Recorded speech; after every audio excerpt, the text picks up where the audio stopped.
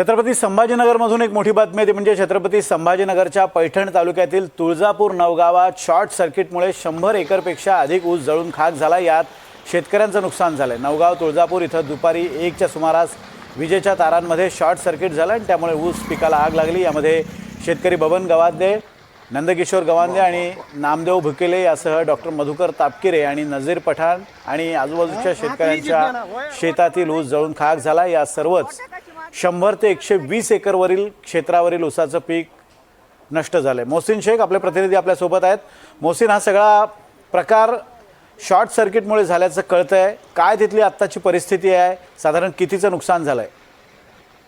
अत्यंत सगळं दुर्दैवी हा सगळा प्रकार आहे। 100 ते 120 एकरवरील हा सगळा ऊस जळून खाक झाला आहे। संभाजीनगरच्या पैठण तालुक्यातील नवगाव तुळजापूर म्हणून जे गाव आहे, दोन्ही एकमेकाला गाव जोडलेले आहे आणि तिथे हा सगळा 2 गावांचा ऊस होता।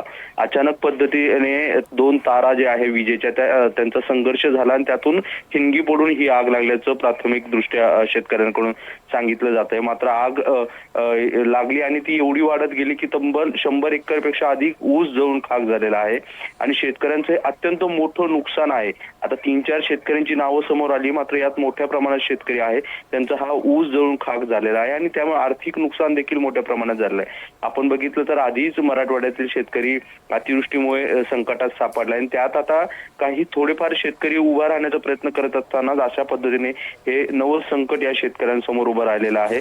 अशी माहिती मिळते की या शेतकऱ्यांनी सतत महावितरणला हे जे तारा खाली लटकत आहे त्यावर कारवाई करण्याची मागणी केली होती, मात्र याकडे दुर्लक्ष करण्यात आलं आणि महावितरणाच्या चुकीमुळे या शेतकऱ्यांचं एवढ्या मोठ्या प्रमाणात आता नुकसान झालेलं आहे। आता ह्या ऊस जो आहे तो हिरवागार उभा होता आणि त्याचे तो ऊस आता कारखान्याला देखील जाऊ शकत होता। अशा तोंडाजवळ आलेला घास हा आता पूर्ण जळून खाक झालेला आहे। त्यामुळे शेतकऱ्यांचं मोठ्या प्रमाणात अगदी शेतकऱ्यांचं मोठं नुकसान झालं। जवळपास 100 ते 125 एकरवरील ऊस पेटल्याचं समजतंय। मोठं नुकसान झालेलं आहे आणि महावितरणच्या हलगर्जीपणामुळे हे नुकसान झाल्याचा आरोप आता स्थानिक करतायत।